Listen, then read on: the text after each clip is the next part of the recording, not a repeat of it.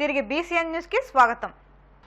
దళితుల శ్మశాన వాటికల అభివృద్ధికి ప్రభుత్వం ప్రత్యేక కమిటీ నియమించాలని మాల మహానాడు ఆంధ్రప్రదేశ్ రాష్ట్ర అధ్యక్షులు నన్నేటి పుష్పరాజ్ డిమాండ్ చేశారు. పశ్చిమ గోదావరి జిల్లా భీమవరం మాల మహానాడు కార్యాలయంలో ఏర్పాటు చేసిన మీడియా సమావేశంలో పుష్పరాజ్ మాట్లాడుతూ ప్రజా సమస్యల పరిష్కారానికి ప్రత్యేక అధికారులు నియమించి యుద్ధ ప్రాతిపదికన చర్యలు చేపట్టాలని అన్నారు. అలాగే ఎస్సీ ఎస్టీ సబ్ ప్లాన్ నిధులను పూర్తి స్థాయిలో ఖర్చు చేసేలా ప్రభుత్వం చర్యలు చేపట్టాలని డిమాండ్ చేశారు. దళితులకు ఇప్పటికీ సరైన శ్మశాన వాటికలు లేకపోవడంతో అనేక ఇబ్బందులు ఎదుర్కోవాల్సి వస్తుందని అన్నారు. ఈ కార్యక్రమంలో పశ్చిమ గోదావరి జిల్లా ఉద్యోగుల సంఘం అధ్యక్షులు నేతల సాల్మన్ రాజు, యోజన విభాగం అధ్యక్షులు చిగురుపాటి రాజేష్, భీమవరం నియోజకవర్గ యోజన విభాగం అధ్యక్షులు పిట్టా వినోద్ కుమార్, యాళ్ల నిఖిల్ వర్మ, తరపట్ల జోషి తదితరులు పాల్గొన్నారు. పశ్చిమ గోదావరి జిల్లా భీమవరం మాల మహానాడు కార్యాలయంలో ఏర్పాటు చేసిన సమావేశంలో రాష్ట్ర వ్యాప్తంగా కూడా శ్మశాన వాటికలు ఉన్నాయి. ఆ శ్మశాన వాటికలు ఫ్లోర్ కేటాయించడం చాలా దారుణం. గత ప్రభుత్వంలో శ్మశాన వాటికలు కేటాయించలేదు. ఈ ప్రభుత్వంలో సరే శ్మశాన వాటికలు దళితులకు కేటాయించాలని చెప్పేసి ముఖ్య ఉద్దేశంగా మేము మాట్లాడుతున్నాం. దళిత వాడల్లో ముఖ్యంగా కాలనీలు ఉన్నాయి. ఆ కాలనీల్లో మౌలిక సదుపాయాలు లేవు. మంచినీళ్ళు కానీ, డ్రైనేజీ కానీ, రోడ్లు కానీ ఏది కూడా బాగోపోవడం చాలా దారుణమైన పరిస్థితులు ఉన్నాయి. అంటే మేము చెప్పింది ఏంటంటే దళితులంతా కూడా ఓటు బ్యాంక్ వాడుకున్నారు తప్ప ఏ రాజకీయ పార్టీ అయినా సరే అధికారంలోకి వచ్చిన తర్వాత దళిత వాడులకు న్యాయం చేసిన దాఖలాలు లేవు. శ్మశాన వాటికల విషయంలో మనిషి చనిపోతే కప్పేయడానికి స్థలం లేకుండా పోయిన పరిస్థితులు ఉన్నాయి. గత 2 నెలల క్రితం నూతన కలెక్టర్ గారు వచ్చిన తర్వాత మేము ఆమెకి వినతిపత్రం ఇవ్వడం జరిగింది. ఈ జిల్లాలో చాలామందికి శ్మశాన వాటికలు లేవు మేడం అని చెప్పడం జరిగింది. కానీ ఇప్పటి వరకు కూడా దాని మీద స్పందించలేదు. ఆచంట నియోజకవర్గం పెనుమంట్ర మండలంలో శ్మశాన వాటిక లేదని గత ప్రభుత్వంలో మేము ధర్నాలు కూడా చేయడం జరిగింది. శ్మశాన వాటికలు ఇవ్వడానికి ప్రత్యేక జీవోలు ఉన్నాయి. దళిత వాళ్ళకు 2 ఎకరాలన్నర ఇవ్వాలని చెప్పేసి ఒక జీవో ఉంది.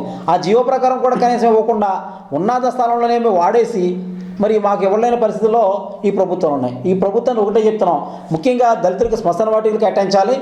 గ్రామ స్థాయిలో రోడ్లు, మంచినీరు, డ్రైనేజీలు సమస్యలు ఎక్కువగా ఉన్నాయి. అన్నీ కూడా పరిష్కరించాలి. గత ప్రభుత్వంలో కూడా అడిగాము, ఈ ప్రభుత్వంలో కూడా అడుగుతున్నాం. అంటే మాకు వచ్చిన నిధులు ఎస్ఎస్టీ సభలో నిధులు ఏదైతే ఉన్నాయో అవి 100% ఖర్చు చేసేలాగా మీరు యుద్ధ బదింపు చేయాలి. ఇంకొకటి ఏంటంటే ప్రత్యేక అధికారులు నియమించాలి. ఏదైతే దళితులను ప్రత్యేక అధికారులు నియమించారో మాకు సమస్యలు తెలుసుకోవటం ఉంటుంది. కానీ ఈ యొక్క దళిత వాళ్ళని మాత్రం ఎక్కడ వేసిన గొంగలు ఎక్కడ ఉంది. స్వతంత్రం వచ్చి 76-77 సంవత్సరాలు అవుతున్నా దళిత వాళ్ళు మాత్రం ఎక్కడ వేసిన గొంగలు ఎక్కడ ఉంది. అంటే మేము అడుగుతున్నాం, దళిత వాళ్ళకి ఎందుకు ఖర్చు చేయాలని అడుగుతున్నాం. దళిత వాడలు మీకు వచ్చిన డబ్బులన్నీ కూడా ఏమైపోతున్నాయి. దళిత వాడలతో పాటు అన్ని వాడలు కూడా డెవలప్మెంట్ అవుతున్నాయి. కానీ దళిత వాడలు మాత్రం డెవలప్మెంట్ అవ్వకుండా గ్రామానికి ఆమడ దూరంలో ఉన్నాయి తప్ప ఆ డెవలప్మెంట్ మాత్రం అవ్వట్లేదు.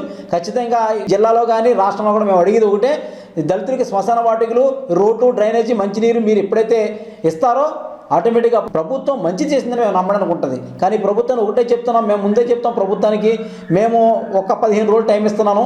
ఈ 15 రోజుల టైంలో దళిత వాడల్లో డెవలప్మెంట్ సరగకపోయినా, శ్మశాన వాటికల మీద చర్యలు తీసుకోకపోయినా మేము రోడ్డెక్కి మన గ్రామంలో ఉన్న దళిత వాడలతో కలిపి మేము కార్యక్రమాలు చేయడానికి మేము కార్యాచరణ ప్రకటిస్తున్నాం.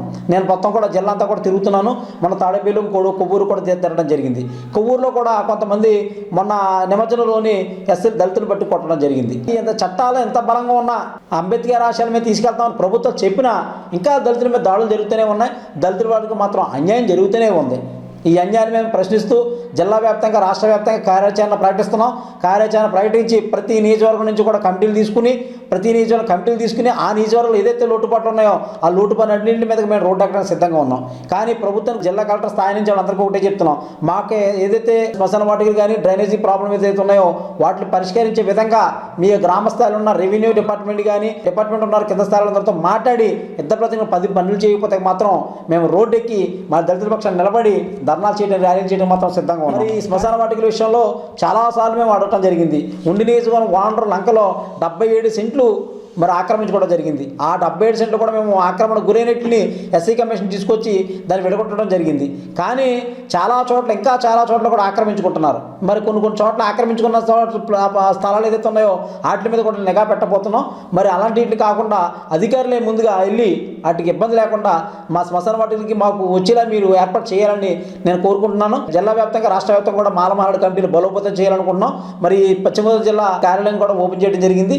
ఏదైతే దళితుల సమస్యలు ఉన్నాయో ఆ సమస్యలను పరిష్కరించే విధంగా మేము పనిచేస్తామని, నేను నాతో పాటు ఉన్న బృందం పనిచేస్తానని మనస్ఫూర్తిగా కోరుకుంటూ, సమాజంలో ఫోరెన్సిక్ సైన్స్ అత్యంత కీలకమైనదని DME NTR health varsity Kakinada Rangaraya వైద్య కళాశాల ప్రిన్సిపల్ డాక్టర్ డిఏసివిఎల్ నరసింహం అన్నారు. ఆర్ఎంసీ ఆడిటోరియంలో 3 రోజుల పాటు south India medico legal association నిర్వహించిన సెమినార్కు ఆయన ముఖ్య అతిథిగా హాజరయ్యారు. ఈ కార్యక్రమంలో డాక్టర్ నరసింహం మాట్లాడుతూ ఫోరెన్సిక్ మెడిసిన్ అండ్ టెక్నాలజీ విభాగానికి పోలీస్ శాఖకు ఉన్న అనుబంధం విడదీయలేనిదని అన్నారు. ఈ సదస్సులో vice principal A Vishnuvardhan, doctor Sasi, observer doctor Rangarao, assistant professor doctor Satish, దేశంలోని వివిధ ప్రాంతాల నుంచి 500 మంది వైద్యులు పాల్గొన్నారు.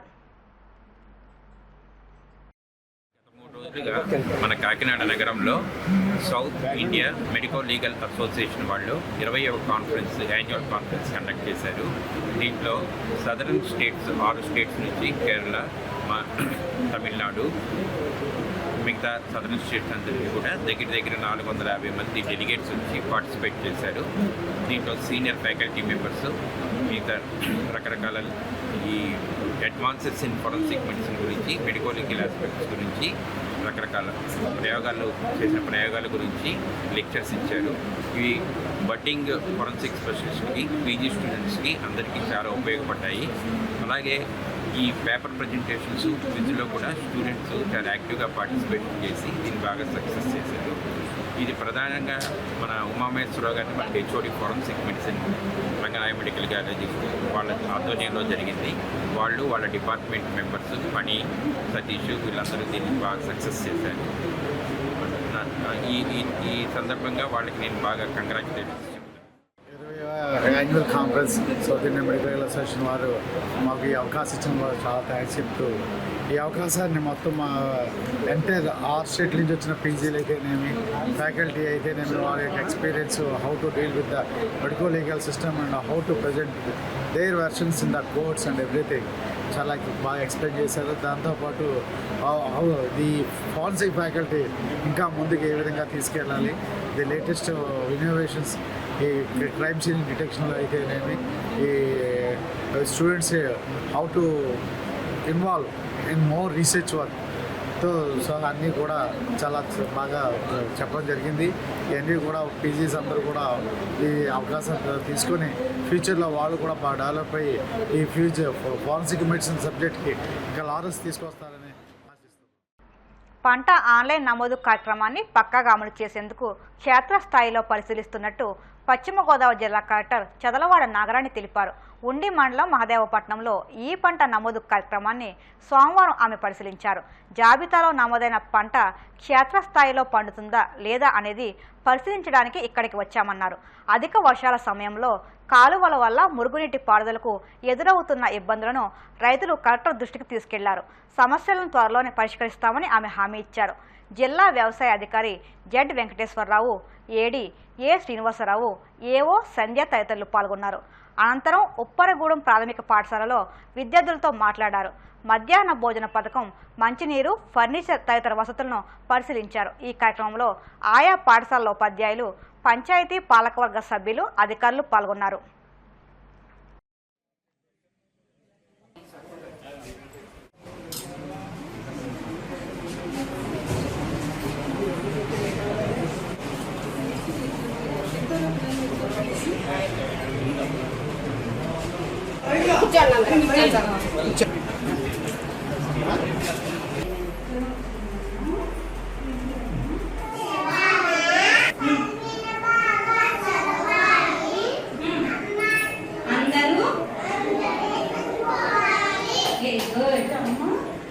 మహదేవపట్నంలో ఉన్న ఈ పంట నమోదు ఎలా జరిగింది, ఫీల్డ్ లెవెల్లో ఉండే ఏఓస్, ఎక్స్టెన్షన్ ఆఫీసర్స్ ఏ విధంగా నమోదు చేశారు అవన్నీ మాకు కూడా కొంత చూడాల్సి ఉంటుంది. అది చూడటానికి వచ్చాను.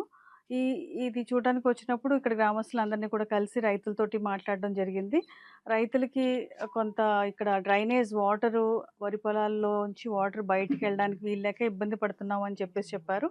వారి సమస్యలు తెలుసుకోవడం జరిగింది. దానికి తగు విధంగా పరిష్కారాలు మేము ఆలోచించి టేకప్ చేస్తాము. అదేవిధంగా ఈ గ్రామంలో ఏమి యాక్టివిటీస్ ఉన్నాయి, ఎట్లా నడుస్తున్నాయి అనే విషయాలన్నీ కూడా ఇక్కడ గ్రామస్తులు, రైతులు అన్నీ కూడా మనకి తెలియజేయడం అయిందండి.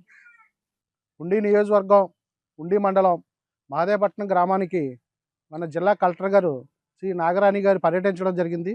ఈరోజు మహదేవపట్నం గ్రామంలో ఈ పంట కార్యక్రమాన్ని ఆవిడ పరిశీలించడం జరిగింది. అదే కార్యక్రమంలో భాగంగా ఉప్పరగూడెం గ్రామంలో మరి అక్కడ ఉన్న అంగన్వాడీ స్కూల్స్కి, అలా ఉన్న ఎలిమెంటరీ స్కూల్ని కూడా కలెక్టర్ గారు పర్యటించి అక్కడ ఉన్న అంగన్వాడీ విద్యార్థులతోటి అలాగే స్కూల్ విద్యార్థులతో కూడా మాట్లాడి స్వయంగా కలెక్టర్ గారు అక్కడ భోజనం కూడా అక్కడ ఎలా ఉందో ఏంటి అన్నది పిల్లలకు తినే భోజనం కూడా పరిశీలించడం జరిగింది. అలాగే నాగరాణి గారు స్వయంగా ఆవిడ కూడా తిని పరిశీలించారు. అలాగే అక్కడున్న ఉప్పరగూడెంలో ఉన్న గ్రామ ప్రజలతోటి అలాగే రైతులతో కూడా అక్కడ ఉన్న బాధ సాధకాలు ఇబ్బందులన్నీ కూడా అడిగి మరీ తెలుసుకున్నారు. అక్కడ రైతాంగం అంతా కూడా ఆవిడ దృష్టికి అక్కడ ఉన్న డ్రైనేజీ వాటర్ అంతా కూడా బయటికి వెళ్ళే విధంగా ఏర్పాటు చేయాలని, అలాగే నేను కూడా కలెక్టర్ గారి దృష్టిలో కొన్ని ఈ రోడ్ల కోసం కూడా కలెక్టర్ గారి దృష్టిలో పెట్టడం జరిగింది. మహదేవపట్నం సెంటర్ నుండి ఉప్పరగూడెం వరకు కూడా రోడ్డు గత ప్రభుత్వంలో 1,30,000 వరకు కూడా గ్రాంట్ రావడం జరిగింది. అప్పట్లో టెండర్ ఎవరో వేయక ఆ టెండర్ పోయింది. అది మళ్ళీ ఇప్పుడు ఆ రోడ్డు వేయాలని కలెక్టర్ గారి దృష్టిలో ఈరోజు నేను పెట్టడం జరిగింది. అలాగే మహదేవపట్నం లక్ష్మీదేవి గుడి నుంచి ఎలువరు గొల్లపేంటలమ్మ గుడి వరకు కూడా గతంలో 80 లక్షలు రావడం జరిగింది. అది ఏఎంసీ నుంచి మ్యాచింగ్ పాయింట్ వచ్చింది. ఆ రోడ్డు కూడా ఎవరు కూడా కాంట్రాక్టర్ ఎదురుకొచ్చి టెండర్ వేయడం లేదు.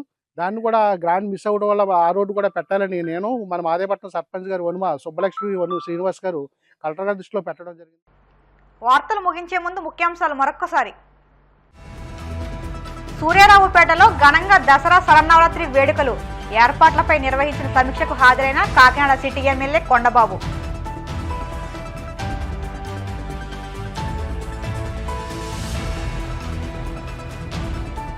పిఠాపురంలో కొనసాగుతున్న ప్రాయశ్చిత్త దీక్షలు 9వ రోజున సంఘీభావం తెలిపిన బీజేపీ నాయకులు.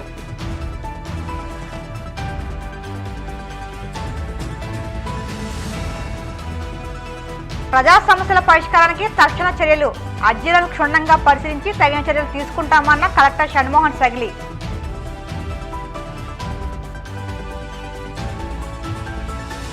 ఉండి మండలం మహదేవపట్నంలో పంటల ఆన్లైన్ నమోదు, ఆన్లైన్ విధానాన్ని పరిశీలించిన కలెక్టర్ నాగరాణి. ఈ వార్తలు ఇంతటితో సమాప్తం. మరిన్ని వార్తల కోసం BCN digital YouTube channel, Facebook పేజీని ఫాలో అవ్వండి. అప్డేట్ వార్తల కోసం ప్లీజ్ సబ్స్క్రైబ్.